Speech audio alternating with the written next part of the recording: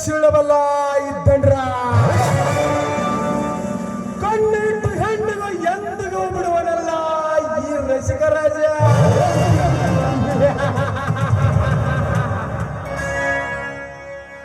ನಾಡು ಬಯಸಿದಂತೆ ನನ್ನ ಗೆಳೆಯನ ಸತೀಶ ಹೆಂಡತಿಗೆ ತೋರಿಸವೇ ಪ್ರೇಮ ಜ್ವಾಲೆಯನ್ನ.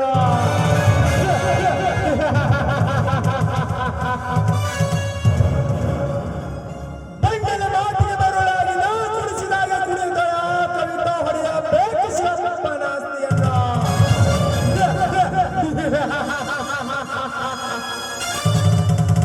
ಬರುತ್ತೇನೆ.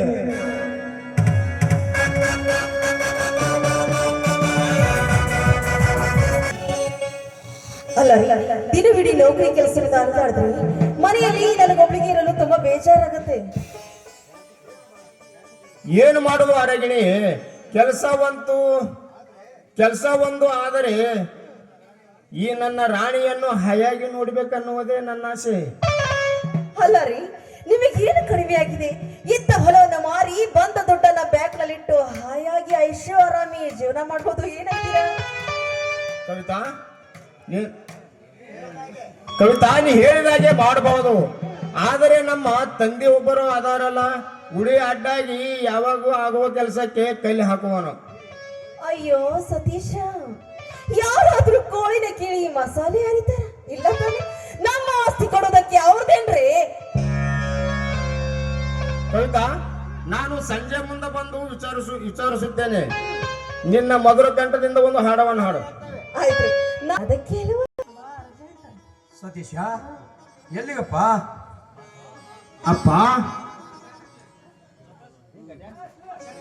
ಅಪ್ಪ ಮಶಾನಕ್ಕೆ ಹೋದ್ರು ಶನಿ ಕಾಟ ತಪ್ಪಲಿಲ್ಲಂಗೆ ಆಯ್ತು.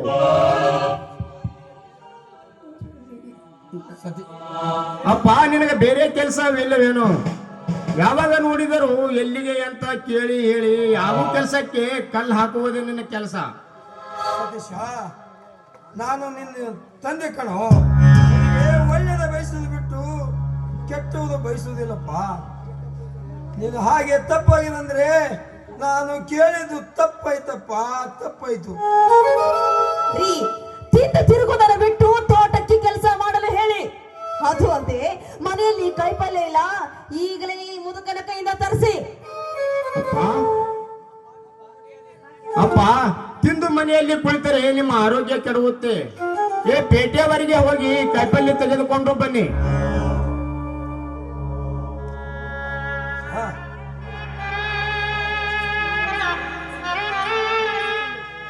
ನೋಡಿ, ಇದ್ರಲ್ಲಿ ಏನೇನು ಬೇಕು ಎಲ್ಲವನ್ನು ಬರ್ತಿದ್ದೇನೆ. ನಿನಗೆ ಹೇಳ್ತಾ ಇರೋದು ಎಲ್ಲ ಸರಿಯಾಗಿ ಲೆಕ್ಕ ಮಾಡಿ ತೆಗೆದುಕೊಂಡು ಬರ್ಬೇಕು. ಬರೀ ತಲೆ ಅಲ್ಲಾಡ್ಸೋದಲ್ಲ. ಅಪ್ಪ, ಹಾಗೆ ಬರುವಾಗ ಹೋಟೆಲಿನಲ್ಲಿ ಹೋಗಿ ತಿಂಡಿ ತನ್ನಲು ತೆಗೆದುಕೊಂಡು ಬನ್ನಿ. ಆಯ್ತಪ್ಪ.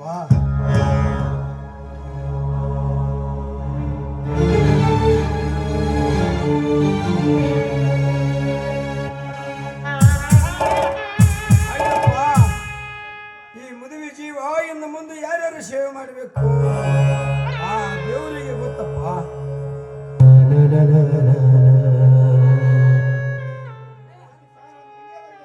ಸತೀಶ, ನಾನು ಇಲ್ಲಿವರೆಗೆ ನಿನಗೆ ಏನು ಕೇಳಿಲ್ಲ.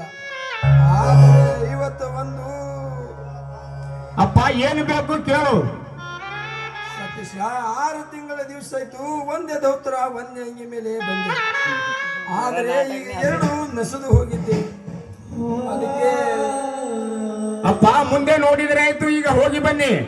ಅಯ್ಯಯ್ಯಯ್ಯಯ್ಯಯ್ಯೋ, ಅಲ್ಲ ನೀನು ಹೇಳ ಹಾಗೆ ನಿನ್ನ ಮಗ ತಂದು ಕೊಡಲು ಈ ನಿನ್ನ ಮಗ ಏನು ಗೌರ್ಮೆಂಟ್ ನೌಕರಿ ಮಾಡ್ತಿಲ್ಲ?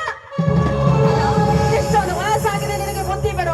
ಮುದೋಡ್ಯ, ಹಳೆ ಮುದೋಡ್ಯ, ನಾನು ಹೇಳಿದ ಕೆಲಸ ಮೊದಲು ಮಾಡಿ ಹೋಗು. ಆಯ್ತಮ್ಮ, ಹೋಗಿ ಬರುತ್ತೇನೆ. ಮಾತು ಸಾಕು, ಕೆಲಸ ಹೆಚ್ಚು ಮಾಡು, ಹೋಗು. ರೀ, ನೀವು ಬೇಗ ಹೋಗಿ ಬೇಗ ಬರ್ಬೇಕು. ನೀವು ಬರ್ದೆ ಹೋದ್ರೆ ನಿಮಗೆ ಎಷ್ಟು ಆಯ್ತಾಯ್ತು ಕವಿತಾ, ಹೋಗೋಣ, ಬರುತ್ತೇನೆ ಬೇಗ. ಬೇಗ ಬನ್ನಿ, ಇಲ್ಲಾಂದ್ರೆ ನಾನೇ ಬಂದ್ಬಿಡ್ತೀನಿ. ಹೋಗು ಮರಳೆ ಹೋಗು. ಅಲ್ಲ, ನಿನ್ನಂತ ಕೆಲಸ ಇಲ್ಲದೆ ತಿರುಗಾಡೋ ಬಡಪಾಯಿ ದಾರಿ ಕೈಯೋ ಮೂರ್ಖ ಹೆಣ್ಣು ನನ್ನ ಮನಗೆದ್ದ ಮನ್ಮತ ರಾಜ ಶ್ರೀಮಂತ ಧನರಾಜ. ಅಲ್ಲ, ಅವನ ತೋಳ ಕೇಳಿದ್ರೆ ಸ್ವರ್ಗಲೋಕದಲ್ಲಿ ಇದ್ದಂತೆ ಭಾಸವಾಗ್ತಾನೆ ನನ್ನ ಮನಸ್ಸಿನಲ್ಲಿ. ಹೀಗಿರುವಾಗ ಇಂಥ ತಿರುಮೋಕಿ ಕೆಲಸಕ್ಕಾಗಿ ನಾನು ಕಾಯ್ತೀನ? ಏ ಹುಚ್ಚ, ಆದಷ್ಟು ಬೇಗ ನಿನಗೂ ಒಂದು ಗತಿ ಕಾಣಿಸ್ತೀನೋ. ಅಲ್ಲ, ಧನರಾಜ್ ಬರ್ತೀನಿ ಅಂತ ಹೇಳಿದ್ರು, ಆದ್ರೂ ಈ ಗಂಡಸರಿಗೆ ಸಮಯದ ಪ್ರಜ್ಞೆನೇ ಗೊತ್ತಾಗಲ್ಲ.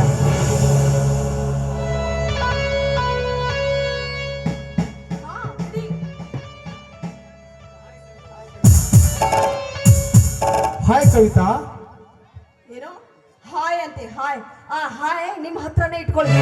ಅಲ್ಲ, ಇಷ್ಟೊಂದು ಬೇಗ ಬರ್ತೀನಿ ಅಂತ ಹೇಳಿ ಇಷ್ಟೊಂದು ಹೊತ್ತಿನವರೆಗೆ ಬಂದಿದ್ದೀರಲ್ಲ, ಅದು ಅಲ್ಲದೆ ನಿಮಗಾಗಿ ಇಲ್ಲೊಂದು ಜೀವ ಇದೆ ಅನ್ನೋದು ನಿಮ್ಮಂತ ಗಂಡಸರಿಗೆಲ್ಲ ಅರ್ಥ ಆಗ್ಬೇಕು.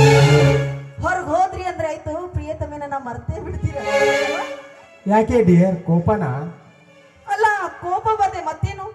ಬೇಗ ಬರ್ತೀನಿ ಅಂತ ಹೇಳಿ ಇಷ್ಟು ಟೈಮಿಗೆ ಬಂದಿದ್ದೀರಿ. ಮತ್ತೆ ಅದು ಅಲ್ಲದೆ ಈ ಜೀವ ಎಷ್ಟೊತ್ತಿನವರೆಗೂ ನಿಮಗೋಸ್ಕರ ಕಾಯ್ತಾ ಇದೆ ಅಂತ ನಿಮಗೇನು ಗೊತ್ತ್ರಿ? ಕವಿತಾ, ನಿನ್ನ ನೆನಪಿನ ಆಸೆಗಾಗಿ ಮಾಡುವ ಕೆಲಸಕ್ಕೆ ನೀರು ಬಿಟ್ಟು ಬಂದೆ. ಅದು ನಿನ್ನ ಪ್ರೀತಿಗೆ, ನಿನ್ನ ನೋಡಲಿಕ್ಕೆ ಆಶಿಕೆ ಕವಿತಾ.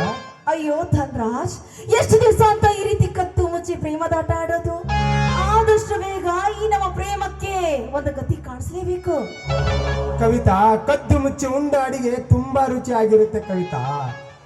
ಅದು ಅಲ್ಲದೆ ನಾನು ಉಣ್ಣೋತಿರೋದು ಸಮಯ ಸಾಗಿಸಿ ಕವಿತಾ. ಅಂದ್ರೆ ನಿಮ್ಮ ಮಾತಿನ ಅರ್ಥ?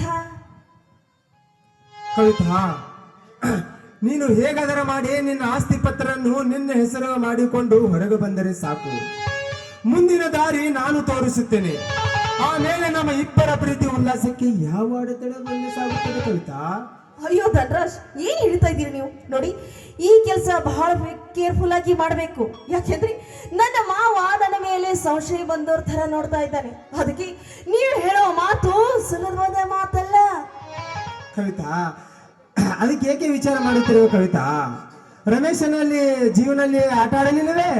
ಹಾಗೆ ನಿನ್ನ ಗಂಡನಿಗೊಂದು ಯಮಲೋಕದ ದಾರಿಯನ್ನು ತೋರಿಸಿದರೆ ಆಯ್ತು. ಆಮೇಲೆ ನೀನೇ ರಾಣಿ, ನಾನೇ ರಾಜ. ಧನರಾಜ್, ನನಗೇಕೋ ತುಂಬಾ ಭಯ ಆಗತ್ತೆ. ನೋಡಿ, ನನ್ನ ಗಂಡ ಸತ್ರೆ ನಾನು ರಂಡೆ ಆಗ್ತೀನಿ. ಆಗ ಈ ಸಮಾಜ ಗಂಡನಂದುಕೊಂಡ ರಂಡೆ ಅಂತ ಕೈ ಮಾಡಿ ಕರಿತೆ. ಆಗ ಆಗ ನನ್ನ ಗತಿ ಏನು ಧನರಾಜ್, ನೀನೇ ಹೇಳು. ಕವಿತಾ, ಜನ್ಮಕ್ಕೆ ಹೆದರ ಬಾಳ ನಿಂತರೆ ಮಕ್ಕಳು ಆಗೋದುಂಟು. ನೀನು ರಂಡಿಯಾಗಿ ಬದುಕುವುದು ಈ ಜನ ಹೇಳುವುದಿಲ್ಲ. ನೀನು ಇಷ್ಟ ಬಂದಂಗೆ ನೀನು ಬಾಳಬೇಕು ಕವಿತಾ. ಅಯ್ಯೋ ಧನರಾಜ್, ಆದ್ರೂ ನನಗೆ ತುಂಬಾ ಭಯವಾಗ್ತಾ ಇದೆ. ಯಾಕೆಂದ್ರೆ ಸತೀಶನಿಂದ 50,000 ರೂಪಾಯಿ ಹಣ ನಾನು ತೆಗೆದುಕೊಂಡು ಬರ್ತೀನಿ. ಆದ್ರೆ ಸತೀಶನಿಂದ ಕಾಗದ ಪತ್ರಕ್ಕೆ ಸಹಿ ಹಾಕುವ ಮಾತದ್ದು ಈಗಲ್ಲ. ಯಾಕೆಂದ್ರೆ ಅವನು ಸತ್ತಾಗ ಮಾತ್ರ ಆಸ್ತಿ ಪತ್ರದ ಮೇಲೆ ಸಹಿ. ಅಲ್ಲಿವರೆಗೂ ನೀವು ಕಾಯಬೇಕು ಅಷ್ಟೇ. ಆಯ್ತು ಚಿನ್ನ, ನಾನು ಈಗ ಬರಲಾ? ಓಕೆ, ಹೋಗಿ ಬನ್ನಿ.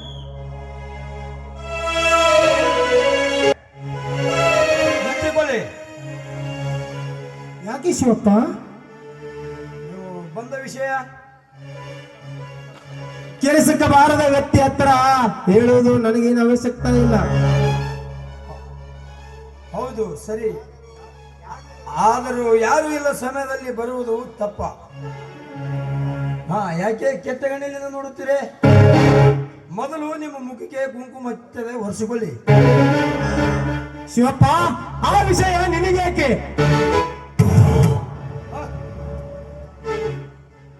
ಬರ್ತೀನಿ. ಎಲ್ಲ ದೇವರಾಟ.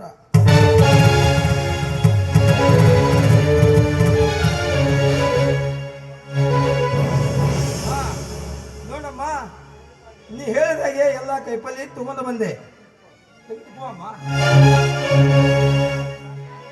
ಸರಿ ಮಾವ. ನಿಂತ್ಕೋ ಕವಿತಾ. ಯಾಕೆ ಮಾವ? ನಿನ್ನ ಹಣಿ ಮೇಲಿನ ಕುಂಕುಮ ಎಲ್ಲಿ ಹೋಗಿದಮ್ಮ? ಓ, ಅದು ಮಾವ, ನಾನು ಮರ್ತಿ ಬಿಟ್ಟಿದ್ದೆ. ನೋಡಿ, ನಾನು ಒಳಗಡೆ ಮುಖ ತೊಳಿತಿದ್ದೆ. ಧನರಾಜ್ ಸಾಹೇಬರು ಬಂದು ಅವರನ್ನ ಕೇಳ್ತಾ ಇದ್ರು. ನಾನು ಕುಂಕುಮವನ್ನ ಹಚ್ಚಿಕೊಳ್ಳದೆ ಹಾಗೇ ಬಂದೆ. ಏ ಮಾವ ನೋಡು, ನಿನ್ನೆ ಹೇಳ್ತಾ ಇದ್ದೀನಿ, ನಾನು ಯಾರು ಗೊತ್ತಾ? ನಾನು ಕೋಟ್ಯಾಧೀಶನ ಮಗಳು. ನಾನು ಹೇಗ್ ಬೇಕಾದ್ರೂ ಇರ್ತೀನಿ, ಎಲ್ಲಿ ಬೇಕಾದ್ರೂ ಇರ್ತೀನಿ. ಅದನ್ನ ತೆಗೆದುಕೊಂಡು ನಿನಗೇನಾಗಬೇಕಾಗಿದೆ? ಇನ್ನು ಮುಂದೆ ಈ ಮನೆಯಲ್ಲಿ ನಾನು ಹೇಳ್ದಾಗೆ ಕೇಳ್ಬೇಕು, ನಾನು ಹೇಳ್ದಾಗೆ ಮಾಡ್ಬೇಕು. ನಾನು ತಿನ್ನುವಂತ ತಿನ್ಬೇಕು, ಬಿಡುವಂದ್ರೆ ಬಿಡ್ಬೇಕು. ಇಲ್ಲ ಅಂದ್ರೆ ನಿನ್ನ ಹಣೆ ಬರ ಹೇಗಿದೆ ಅಂತ ನಾನ್ ತೋರಿಸ್ತೀನಿ.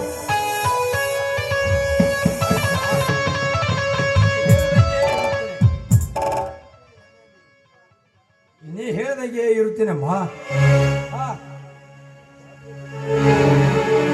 ಬೇರೆದವರ ನೆರಳಿಗೆ ಸೆರಗ ಕಾಣೋದಕ್ಕಿಂತ ಆಗುತ್ತದೆ. ಆದರೆ ಇದಕ್ಕೆ ಸ್ವಲ್ಪ ಕೈದು ನೋಡಬೇಕೇ ಆಗುತ್ತದೆ.